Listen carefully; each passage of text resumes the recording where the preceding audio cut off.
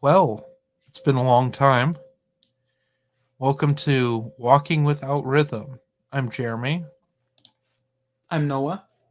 and with us is our new host, Marcel. Hello. Thanks for having me. It's a pleasure. So, we're going to throw Marcel under the bus here before we get into Chapterhouse and get his opinions on the previous 5 Frank Herbert books. Yeah. Okay. We'll Sure. I can get into it a bit. I think I'll just start with saying that my favorite of the series was God Emperor of Dune. I thought that was the best written book, and it's actually one of my favorite books of all time. But it doesn't That's really the make correct sense. answer. Yeah, it doesn't really make sense without reading Dune, which I think is probably my second favorite by like a hair's breadth. I think it's a Mhm. magnificent book. I liked Dune Messiah too. I think Children of Dune's a bit messy, but Oh, yeah, it's important. I think the worst for me were probably the last two, right? yeah. Heretics and Chapterhouse. I would probably rank them 4, 1. Um, Children would probably come next because it's just essential reading. Mhm. Messiah would be fourth, and then I would do 6, 5. So Chapterhouse would be my second least favorite, and then my least favorite would be Heretics. But I tend to view the last two as like a almost like a duology. Like you can't read they go together. You can't read one without the other because you have overlapping characters like O'Drade and Miles Tagg, Mhm. and the plot points just really are tightest between the two. Almost even more so than Dune and Dune Messiah because Mhm. it's like Chapterhouse is like part two of the story, whereas Dune Messiah Yes. takes place like Dune is a self-contained book, right? Dune Messiah takes Mhm. place years later, but I think for books 5 and 6, you really have to read them together, at least within the same like 3 or 4 month span. Yeah. Yeah, so those are my thoughts overall. I thought, I really enjoyed Frank Herbert's work. I thought over time it maybe got worse, and maybe that's as a result of the fact that he no longer had his wife around Yes. to help him out. Yeah, so I was warned going into Chapter House. The Chapter House was not the best thing in the world. Yeah. It's slightly better than Heretics, in my opinion, but Chapter House took me. How long did it take me to read, Noah? Approximately like 2 or 3 months. Yes. I did not like this at all until the end. It was the same thing with Heretics. I didn't like it till the end. Yeah. Uh, Chapter House, the Benny Jesuit are going up against the honored Matre, Yeah. and that's pretty much the book. That's the main thing, which it's probably the most simplified of all these plots. With that being said, we got intrigue again. We got Sightale doing Sightale things that Yeah. is building to something that just doesn't happen in this book. Which we'll get to in a minute. Um, we got O'Drade really doing a terrible job at being in charge of the Bene Gesserit. I'm just going to throw that out there. I know that's probably going to be a controversial opinion, but she's just not good at it. And like every uh, all the other Reverend Mothers are just kind of like not into it. And that's just what that felt like the entire book. And the honored Matre are just killing people left and right. We got something that's actually more terrifying than a chair dog, which is the futar, which is the creation of the furry. The futar. The fucking futars, and I just swore. It goes explicit. I don't like the futars. They make me very uncomfortable. I don't like them. But, and I think they're just they don't do anything in this. I don't know why they're there. We don't see a futar fight. Gosh, I just wish that we had Kevin J. Anderson in here to have a futar fight. Huh. Uh, I bet you that happens in the sequel books as we get some futar fighting. Hmm. This is like Dune equivalent of blob racing, Yes, Futar fighting. futar fighting. The was it Lucilla gets is in this for a very short period of time. She was the one that tried to seduce teenage Duncan, which we actually have a war scene with Gola Miles Teg, which isn't really a Gola, he's more of a clone. Mm-hmm. So we have elderly Teg in a 10-year-old's body, Right. which is so weird. And like, it gave me Children of Dune vibes, but in a bad way. Because Leto and Ganima are what, 9 or 10 in that Yeah. physically, but they're like ancient abominations. And then we got Duncan, Idaho, doing Duncan, Idaho things, which is probably the most interesting part of this book. Is Duncan's character growth. That's probably my favorite part. That's always my favorite part. After starting with Children of the Dune, is what Duncan's doing. If you had told me at the beginning that Duncan was going to be a character in every single book, I would have said, you're kidding me. I never saw it coming. And yet he is a character in every single book and goes through like multiple character growths over time. You know, in God Emperor, he relearns who he is every single time he gets brought back to life. And then in this, he does it sort of over the course of 2 books. Yeah, well, he's all the Duncan Idahos. That's right. Ever. Yeah. All at once, which is just so bizarre. And now he's an adult, and was it who is his, I can't remember her name, the honored matre that they're converting into a Bene Gesserit. Mabella. Oh yeah. I hate Mabella. Mabella's might be worse than O'Drade in the nonsense department. Yeah. And so she's now a Bene Gesserit in this. She actually becomes a Reverend Mother. That's a plot point near the end. Which is O'Drade's big plan, which doesn't make really any sense. Which makes me wonder how Dune 7 would have turned out. So wait, refresh my memory because it's been like over a year since I last read this book. But O'Drade wanted to basically combine the Honored Matres and the Bene Gesserit into one. He wanted to recombine them into one entity because the Honored Matres were the Bene Gesserit that had left thousands of years ago to go out into the galaxy, and then they come back and they're different. Possibly, they're possibly that. They're not sure if they're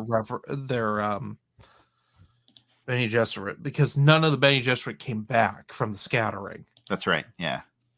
So her plan is to unite them into one faction, which is a horrible idea. That's terrible. Yeah. But O'Drade's never done the smart thing in the 2 books she's in.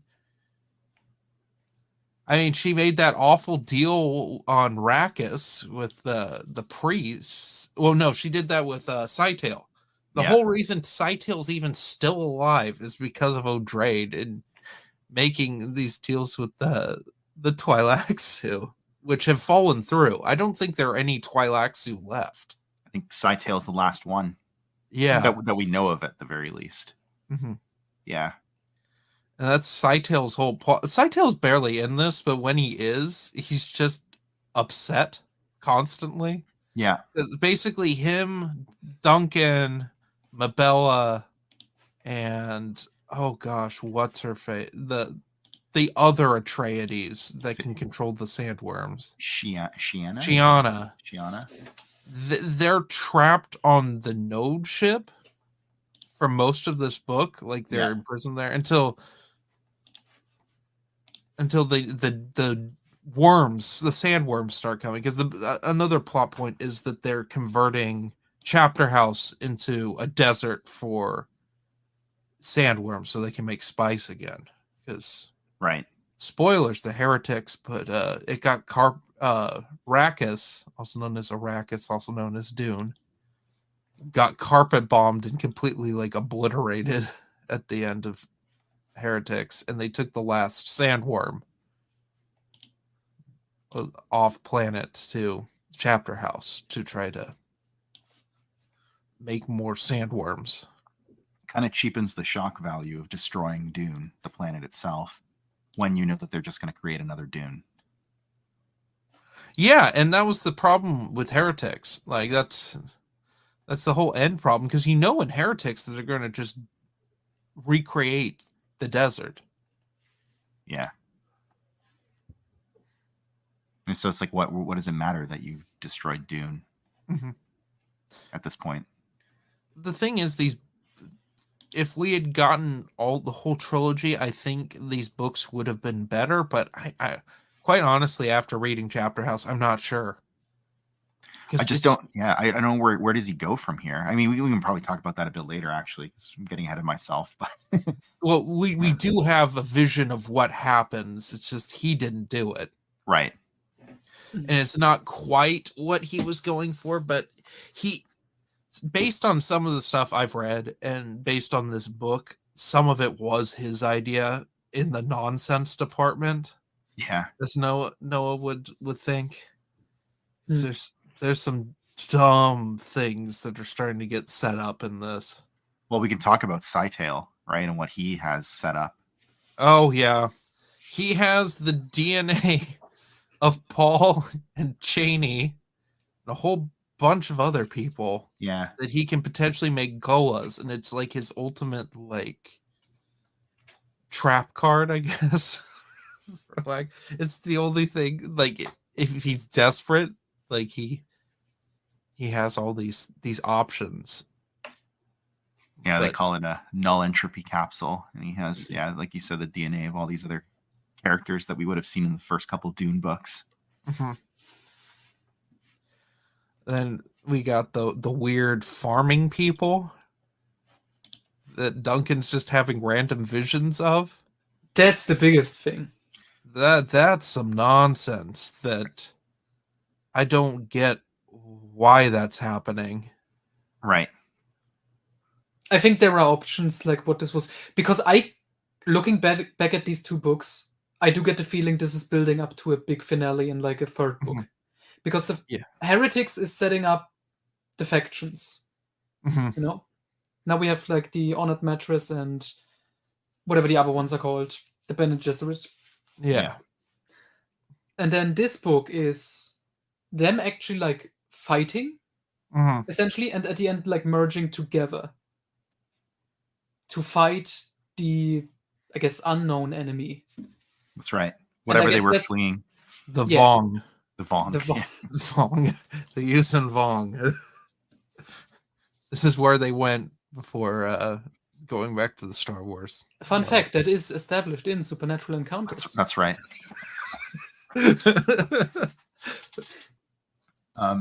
Yeah, that was one of the things that really interested me about this book that I wish we had gotten more of, and it certainly would have been the plot of book 3, is what were the Honored Matres running away from?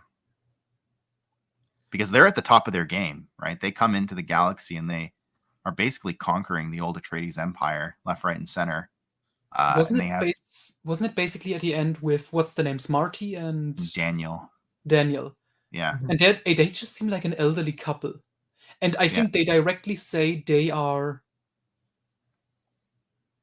Golas. What do you call them? Like they were like these slaves. They were face dancers. Face dancers. Yeah. And that seemed to be like the direction, like. But then we know what Kevin did with them in his sequels. Yeah. So I guess the question is, were they supposed to be like Bene Tleilax that had survived or something like that? Something. And I'm talking about like Frank's original vision, not anything that has been since written. Or were they supposed to be? Because there is this entire plot running through these two books with like the face dancers and like. Yeah. My memory is a bit fuzzy, but there was the plot about the one who was like convinced he was like an actual person that he was like impersonating. He became that person. Yeah, because they perfected the face dancers so well that they could go undercover and then they wouldn't know who they originally were. Like sleeper agents. Mm-hmm. Yes. That's not even in Chapterhouse. That's in Heretics. That's only Heretics. Okay. That's in But Heretics. they're There are no face dancers until those two in Chapterhouse. That there are no face dancers left that we know of. Duncan Idaho's the only one who can see them, I think. That's Yes. what's been established? Like he can see Because- through the net, quote unquote. Mhm. Yeah, Because they were going to try to ensnare him and everyone. that's right. That's talked about in the last chapter. The last 3 chapters of this book are just wild. Mhm. Yeah, it's a hard shift. It's like was he racing against time just to get it out the door? Because it just feels like a lot of that stuff really needed to simmer. I think he was dying, and I think he knew he was dying. Yeah. Yeah, that's the theory with the ending, with Mhm. like the Marty and Daniel character just being like inserts for himself and his wife, and like the characters have escaped their Mhm. plans. Hey, I really like that theory. That's a good theory. Mhm. That actually gives some closure, unintended closure to the Yeah. series. Because there's one thing I've seen a theory, and obviously it's not true, that they're aliens. Mm. And it's like what Dune establishes very early on, and there's just no hint of aliens at Well, all. that's in the any of thing books. with the cat people. They aren't human, like at But- all. Oh, they're not at all. No, the futars. no, that's like the big reveal with Oh, well, the futars aren't human. They're not human. They have human DNA in them, okay, yes, but they aren't humans anymore. that's right. Yeah, There's some genetic monstrosity that rivals the chair dog. The most horrific thing I have ever seen. I've read so much horror, but looking at a chair dog, it makes me so uncomfortable. I don't want to sit on a sentient creature that's sole purpose is to be a chair. That's horrific. I'm sorry. I have to get on my soapbox about. With Live and Let's Discuss, I complain about the weaponry. And this podcast, I complain about chair dogs. They're horrific. right. They're the most uncomfy thing I've ever seen in my life. Chair dogs. Chair dogs. You look up what a chair dog looks like. It's uncomfortable. I was so uncomfortable I had to send it to Noah. And then when Noah didn't give me the reaction I wanted, I sent it to Adam. Read 5 reviews and he was not happy about it. What's interesting to me is I just really quickly image searched for images of futar. Just make sure you put Dune in the search results. Yes. And it doesn't seem to be a ton of art, but like you look at type in God Emperor of Dune, and there's just tons of art of Leto II. Because you can tell what the fans actually care about. That's right. Yeah, that's what I was getting at. Oh yeah, these last 2 books, they're just so weird. And the thing is, he was writing more of these because if you look at the publication order, yeah, the first 2 books came out in the 60s, but they were 5 years apart, at least. Then Children of Dune is the only book that came out in the 70s, Dune related. Yeah. Then we had God Emperor, and then it was a couple years after that because the Dune movie happened. And then he was like, okay, I got to get a bunch of these out. I'm not going to live much longer or whatever. I guess my question is, did we need books 5 and 6? Because God Emperor, could we No. just have ended the series with God Emperor? And Yes, that would you have been could a perfect quartet. Yes, you could have. And that was the thing with all of these Dune books up until we got to Heretics was they could have been the end. That's true. Every single one. Yeah. Because he didn't intend to do sequels. He didn't intend to do a sequel to Dune, and then he did. Well, if I'm going to do this, then I'm going to do a cautionary tale about Paul and Paul's fall, and it's Dune Messiah, and everyone hated it. That's the funny thing is that everyone hated Dune Messiah when it came out because it wasn't Dune. He deconstructed the hero. Yeah, in like in like a third of the page count. Yeah. Then he let it stew for a really long time, and then Children of Dune comes out. That one, yeah, you could hope for a sequel with that, but if it didn't, then it didn't. Leto's takes full control of the Empire as a 9-year-old, who's also becoming a Sandworm. Yeah. I guess what I really appreciated about the last two, Heretics and Heretics and Chapterhouse, is there were some pretty hard sci-fi concepts in there that I haven't really seen expressed in other books. Maybe because I don't read enough sci-fi, but they were, like you said, they're just wild. These books, they're like a fever. They're almost like a fever dream, and just to see some of the things that he introduced into the world were really interesting to me. I thought, like these are really interesting ideas. I just felt like he lacked the focus that he had in those first 4 books. And these books become rapidly more sexual as they go. That's right. That's the weird part. That's oh god, sexual with underage people. Yeah, there's that. I mean, Matt Wilkins said, "Hey, if you're going to get into this, you need to be warned that there's some weird perv scenes." Because we got Noah and I, when we were reading Dune Messiah, there's the scene where Paul's sister is doing the exercises naked, and then Paul just like looks at her for a while. That's right. Which is weird and feels really out of place. And Matt Wilkins like, well, if you don't like that, to just wait till Heretics Chapterhouse. There's some really weird things that. Yeah, I mean, I feel like they had always kind of implied, like the Bene Gesserit kind of weaponized sex, right? And that's been the case from the first book. Yeah. But then every book, except for maybe God Emperor, gets exceedingly more perverted. God Emperor is just like a nice love story. Well, God Emperor, Leto's beyond that. Yeah, that's right. And he talks about, there is a little section during near the beginning that if Leto wanted to, he could be part of any Greek orgy thing that he wanted to, right? In other memory, because he has other memory, but he's beyond that. He's 3,000 years old. Right, which actually allows like an interesting relationship to develop between him and Hui Nari, right? Because it's not based off of like lust or anything like that. But yeah, and then in 5 and 6, they really kick it into overdrive with the honored matres. And I think it's solely because his wife died. That's right. And it's just she wasn't there to curb his excesses. Well, he's just lonely. He's just a lonely man with a beard. I've been told I look like Frank Herbert. When I grow the beard out. Yep. Yeah, you do. Yeah, you do. It's just especially the Heretics had the most of it. Chapterhouse dials it back, but when they put it in there, it's just like, oh. I just think of bringing back Miles Tegg's memories. Right. Which thankfully they cut that short. But I don't want to talk about it.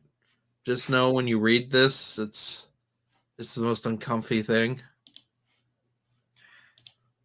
Another question I had when I read this is that if Frank Herbert had done book 7, would he have been able to stop himself from doing more? Let's just say he lives for like another 15 years. I guess it depends if he just had another idea. Right. Yeah. Because say what you want, he had ideas.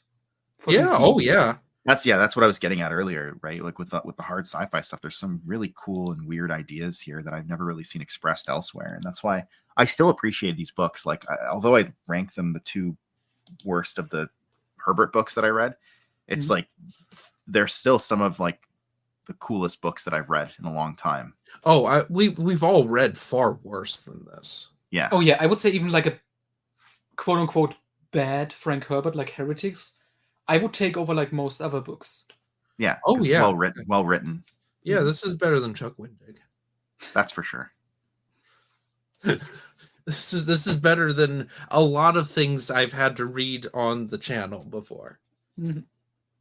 Even Chapterhouse, although it's just we hold him to a higher standard. I think it's the ultimate. Yeah. Thing to take away is that these last 2 books are a step down, or maybe a step sideways into just they're different. Yeah. There's certain characters I don't like, but I think that's by design. What did you guys think about the rabbi and the Jewish subplot. Oh, That confused the hell out of me when it was That was- introduced. yeah, because it doesn't go anywhere in this. Right. That's the thing. That's the really irritating thing about Chapterhouse is there's a lot of things that are set up that don't go anywhere in the book itself, and it's so clear that there was going to be another one. Mhm. Yeah. And that's why there was probably pressure to write Sandworms of Dune and Hunters of Dune. Yeah. It's just to wrap things up, which it took them 2 books. And I know they bring in certain characters that weren't in Herbert's initial vision.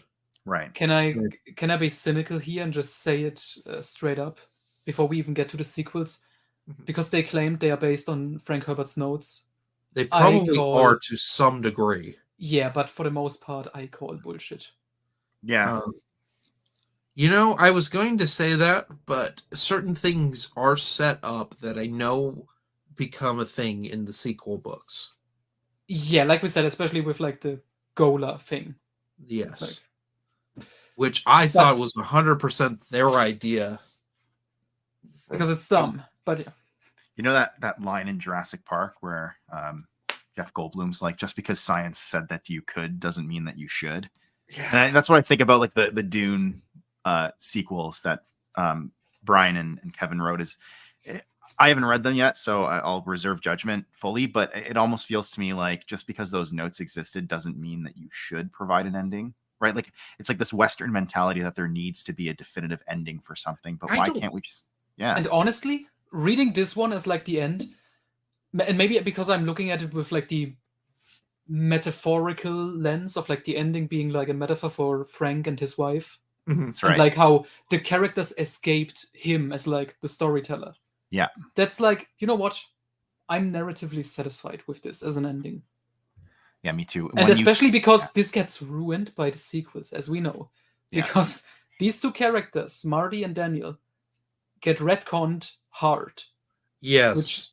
Which We will is a talk about when retcon. we It's get to not that. part of the notes, and we will get to it. Yeah. Yes. Yeah. With that being, I don't think Kevin J. Anderson and Brian Herbert had any intention initially of writing the sequels because they took Mhm. so damn long to do it.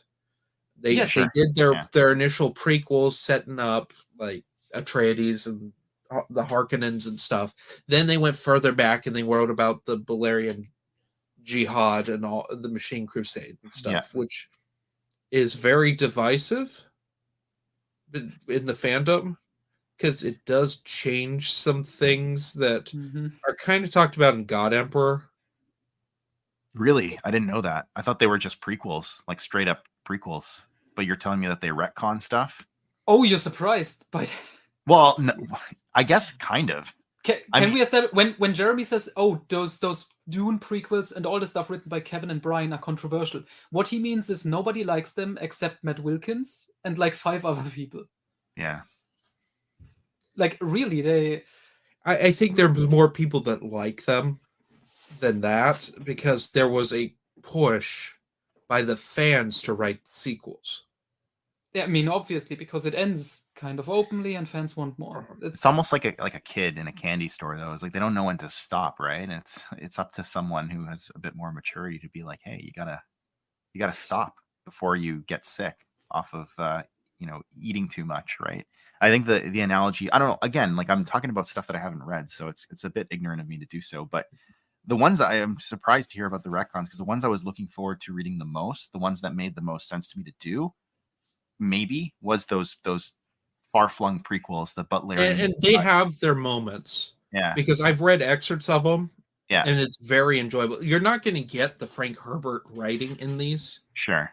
They're very Kevin J. Anderson, which if you're a fan of that, like I am, I'm for it. No, it's not for that. Yeah, because it's like getting Chuck Wendig to write That's Lord of the Rings books. I disagree with that. No present tense. There's no present tense. Exactly. There's no political agenda. It's just fun. Although way I can't remember what that trilogy is actually called. It has a name, but like the Balerian Jihad books are really violent. Really? I guess they should. Like, it's there has to be a reason as to why AI is completely banned in the Dune universe, right? And so I would expect that they would be fairly violent. Yeah, there. I'll tell you what, it's the thing I'm looking forward to the most. Yeah, me too. I've heard Machine Crusade is particularly graphic, so I'm very for this. This is something different in the disgusting department. I guess from what I what I do know about these prequels and sequels is that I almost feel like part of the reason why they were written was to set up stuff that Brian and Kevin later wanted to use for the Dune sequels, which I'm not sure. Like, so it's like, oh no, like this was always going to be the case, you know? Because look, thousands of years ago, I don't want to get into it too much, but I think they're setting up like the ultimate villain all the way back in the past, so that it makes sense later in the future. Does that make sense? I don't believe that villain was any part of Herbert's notes, if they even exist. Didn't they just admit, like, when were the sequels written? It was like early 2000s, like 2005, 6-ish? They started writing them in 2000, I think. And really? It was right around because the time. No, I mean the prequels. They started in like 99. Yeah, it was right around the time they did the Dune miniseries. Yeah, 99 was House Atreides. Yeah. Yeah, that's when it started with the prequels, but I mean the sequels. Because I think they claimed, oh, we just found these notes, like, recently. And right. I don't know. And they won't share them, ever. Well, the thing is, they got Road to Dune came out right around this time. And Road to Dune talks about, that has Frank Herbert material in it, if I'm not mistaken. Like little short stories and stuff. Yeah, that has something that is amazing, which we have to talk about. It has the Star Wars style remake of the original Dune novel written by Kevin J. Anderson. Because Kevin asked himself the question, because he found the original drafts, he was like, what if Dune was a terrible, average 60s sci-fi book instead of a literary masterpiece? So he took it upon himself to write that. Yeah, that's an interesting exercise. Make it pulpy as opposed to, I don't know what, mind expanding and insightful. Philosophical. Yeah, philosophical. Because that's something with these books that very few science fiction authors do, but they should. Just get into the philosophy of things. I mean, God Emperor, that's nothing but philosophy. That's exactly right, yeah. Even these books, these lesser books, Heretics and Chapterhouse, they have their philosophical things. We still have, and this is something I've loved with every single one of these Dune books, is the philosophical interludes between chapters. Yeah. Well, let me ask you about the Golden Path, because that's Leto II puts humanity on the golden path, back on the golden path. Paul was afraid to. Yeah.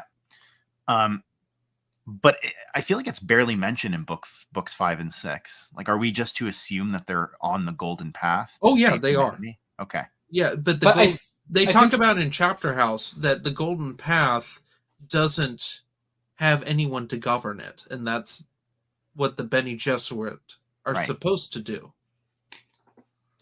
That's what oh god, I'm sorry, I'm forgetting the new Reverend Mother, Marbella comes to the conclusion of, and that's why Mabella does what Mabella does, which I think is a horrible idea.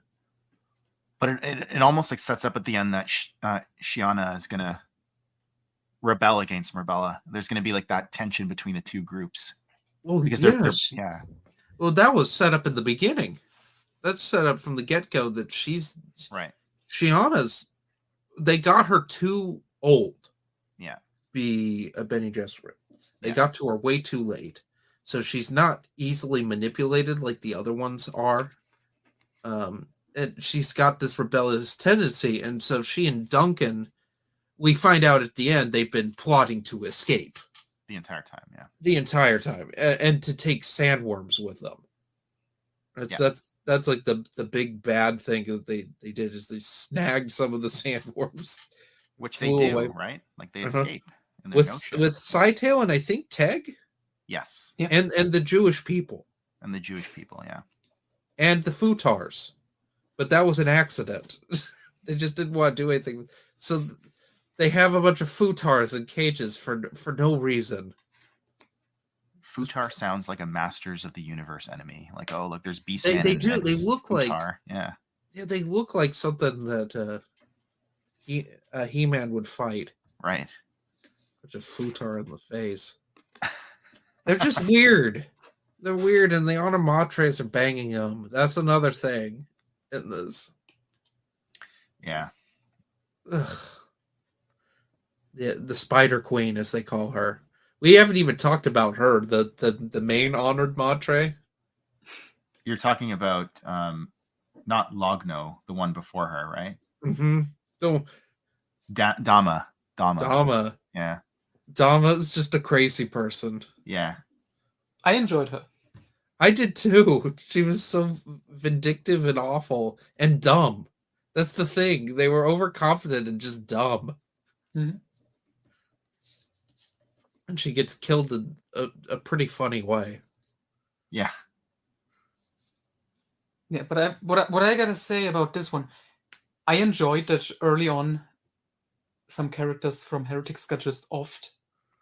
Yes. Because that was one of our problems with Heretics. It's just way too many characters. Yeah. Mm-hmm. And this one dials it back. Well, which is nice. They don't do it in the best way, except for Lucilla. That Yeah. Her end is pretty horrific. Mm-hmm. And we see that, but a lot of like the Bashers people, Miles Tegg's people, are killed off screen. Yeah. It's an interesting narrative device because it's like, oh, we're not going to get rid of this character like Lucilla. We're just going to combine her with Rebecca, the Jewish Reverend Mother in the wild, essentially. Yeah, which they haven't had one of the... I didn't realize this. I've forgotten that the Fremen did that. Yeah. Because it's been so long since there even have been Fremen. Yeah. That's the whole thing. These books, they take their... How many thousands of years are we into the future from Dune? Like 4,000 or 5,000 years now? I think from Dune to God Emperor is around 4,000, if I remember correctly. 3,500. It's like 2,500 years. And then it's like an additional 1,500 years to Heretics. Yeah. Mm-hmm. Because the scatterings happened, which I'm waiting for when Kevin J. Anderson and Brian Herbert decide to write a scattering book. Yeah, what happened to them when they went when they... Well, they're not going to do that because they're only doing stuff that ties into the first Dune book. Right. Because that's what they're making a movie on. Honestly, once they run out of ideas, they're going to do it. I mean, the last one, 2023, released, Princess of Dune. Which was a failed... I talked to Matt Wilkins about this when this came out, because there was a in-between Dune trilogy, which was Paula Dune, Winds of Dune, and then they canceled the third one.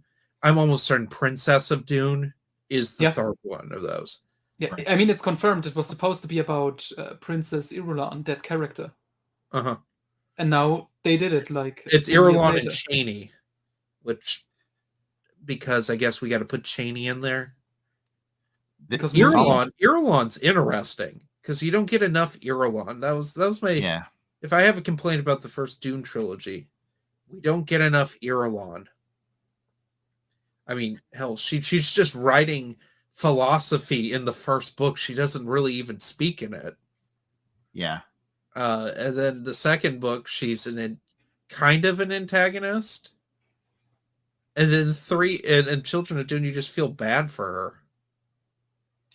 It's like, oh god, I have to deal with Paul's crazy sister, who's an abomination, who's just Alia. Alia, who's also the Harkonnen. That's right. I forgot about that plot point. Well, that's like the coolest thing in Children of Dune when Jessica finds out, and Leia tries to have her murdered in front of everyone because she's just that crazy. Yeah, It's almost it's very Roman. Felt very Caesar-esque. for sure. It's I also always the think last time the Fremen really do anything. in children, yeah, Yeah. yeah. I was thinking because I was looking at all these Dune books, just the list of them that have been written. And it reminds me of like Star Wars because like there's just so much material that's written around the original trilogy, and it seems here That's like in the Dune universe, there's just so much material Because written that's around what like will sell. I guess so. and that's something that is quite honestly disgusting. I never want to hear, "Oh, Dune, this reminds me of Star Wars." That yeah. Because the first one is like a legit literary masterpiece that Yeah, has I stood just the test of time, and now for it's just sure. a franchise. Yeah.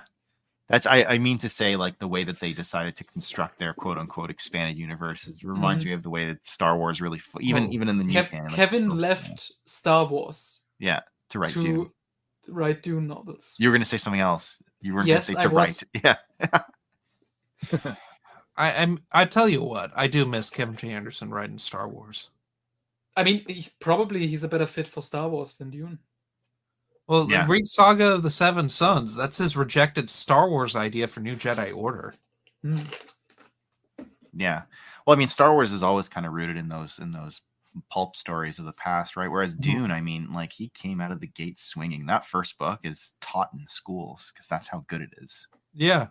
Well, it's so weirdly written. Yeah. But it's considered like, I think for a lot of people, the science fiction equivalent of what Lord of the Rings is to fantasy in the sense that it really sets the tone for the genre and everything kind of flows from it. Yeah, it changed things that the Asimov standard, which I do love Isaac Asimov's work. Yeah. But Dune is just so there's so much. Yeah. And what's fascinating about it, like unlike maybe Lord of the Rings, where it can feel like antiquated. Yeah. Well, you hate Lord of the Rings. I know. I'm trying to that be out friendly. there. Yeah, he's being opinion magnanimous about it right now. Yes. Let's say, okay, Lord of the Rings can feel antiquated. The first Dune book, or like, especially the first, I've seen people who had no idea, like when this was published, think like, oh, this must have been like within the last 10 years. Yeah. The language isn't too antiquated. And the ideas and everything and the philosophy in it, it still works. Because it's like very 60s, but it's also very now. Yeah, the political concepts that he deals with are timeless, right? It's like tyranny versus liberty, and like capitalism. Oh, maybe not like that specific, but like rich versus poor, like that kind of stuff, right? There's a lot of themes baked into these books that are timeless and not necessarily tied down to what is currently happening in the world or what happened in the 60s. So that's not cool. Star Trek Picard. Well, yeah, exactly. There was like an episode of Star Trek Picard in the second season, not to veer too, but like they're dealing with like ICE and migrants and Brexit. That was what what Patrick Stewart wanted it to be about was Brexit. But you can extrapolate. It's like we were talking. We record another podcast called Live and Let's Discuss. Where we talk about Bond stuff. And we were talking about Tomorrow Never Dies and how the original idea was about the British handing over Hong Kong, right? Which they didn't do in that movie because they would date it immediately, right? Just like some people are just dumb. They just don't get how longevity works. Yeah, I mean, you can extrapolate these concepts and like distill them down to their origin, which is basically like a displaced people are getting abused by a big government, right? Like that's really the idea behind it, but they want to focus in on like a specific point in time. I think that's what Frank Herbert was really good at was talking about these lofty ideas in a way that people understood. Mm-hmm. Oh, this reminds me, because one of his big things was like, don't trust charismatic leaders. Right. Yes, that's the whole point of and I was looking this up actually earlier today, or maybe it was like last night. I was watching like one or two Frank Herbert interviews. Comment section, when he said that, like, don't trust like political figures or like the charismatic leaders. Guess who was mentioned first in the comments? Trump. Oh my god, he foresaw Donald Trump. Well, yeah, we can't say that because Stephen King claims that he foresaw Donald Trump when he Hmm. wrote The Dead Zone. Yeah, I hear stuff like that, but then you like there's been charismatic leaders like Pericles in ancient Greece was like a But there's populist a famous master. one from my Right. country. Oh yeah, of course, yeah. Like that's the thing. It's like it's throughout history. It's not necessarily like, oh, he foresaw Donald Trump, because you could easily say like, oh, he's talking about Adolf Hitler. You know what I mean? It repeats itself through time, and so it's like, Mhm. no, it's like the idea is what he's focused on, not any specific person.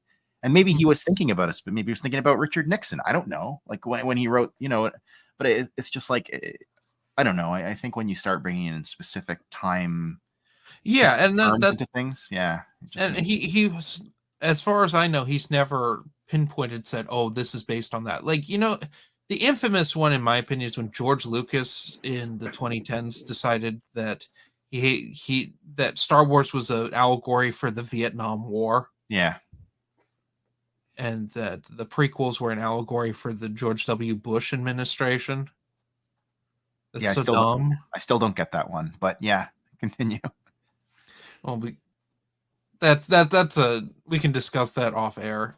Yeah. That's going way into the weeds, and I don't want to do that because this Yeah. podcast is going pretty long here. But yeah, overall thoughts on the Frank Herbert Dune saga as a whole. These 6 Yeah. books. I loved it. Loved it.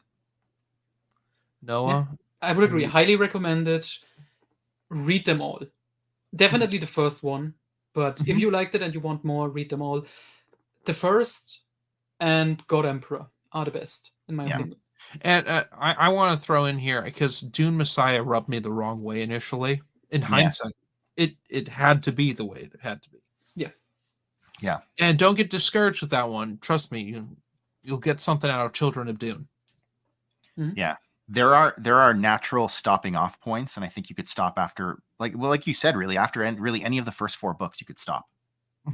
I would say even after the 6th one here with Chapterhouse, you can stop if you think, like I said, maybe just because I was thinking of like this metaphor of like Frank and his wife, but it works. Yeah, it does work. I like it. Yeah. Anyway, Noah has an announcement about. Okay, you really want throwing me you to do on the this. spot here. Okay. So as you know, this is it with Frank Herbert's work in Dune because he died. And then Kevin J. Anderson and Brian Herbert took over and they wrote like 20 books, or probably more at this point. And counting. And comics, which I saw recently. Here's the thing. I don't like Kevin J. Anderson as a writer. So we came to the conclusion, to be fair to the books, Jeremy and Marcel are gonna go through the prequels. They're actually looking forward to that, so that's gonna be fun. Yeah. I'm gonna drop out, save my sanity, and read some good books. Yeah. But then you'll come, but then I'm gonna come back for The Road to Dune and the 2 Dune sequels. Yeah. Because I'm interested in that and I already own it, so I'm gonna check those out. And it's gonna be an interesting discussion because you will have knowledge of the prequels, which are tied in with the sequels, and I will only have knowledge of the sequels. Yeah. That's gonna be interesting. Yeah. All right. So anyway, have a good one, everyone. And remember, walk without rhythm or you might attract the worm.